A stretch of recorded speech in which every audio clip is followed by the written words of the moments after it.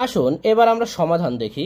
দেখুন এরকম কিন্তু আপনাদের চাকরির পরীক্ষা তো এসে থাকে, যে দুইটা সমীকরণ দেয়, তারপর দেয় এখানে এক্স এবং ওয়াই এর মান বের করতে হবে। আমরা কিন্তু হয় এটা অপনয়ন পদ্ধতি বা প্রতিস্থাপন পদ্ধতিতে করি, কিন্তু না, অতি সহজই হবে।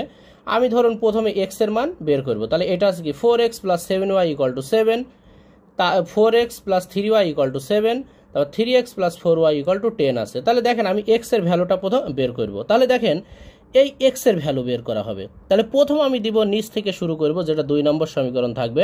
তাহলে 10 আর 3 আপনি মাল্টিপ্লাই করবেন, এই যে ওয়াই এর সাথে যেটা আছে, তাহলে কত 30 হয়, মাইনাস দিবেন, তারপরে 7 এর সাথে যে এইটা আছে এইটা দিবেন, তাহলে মাইনাস 4 7 28 28।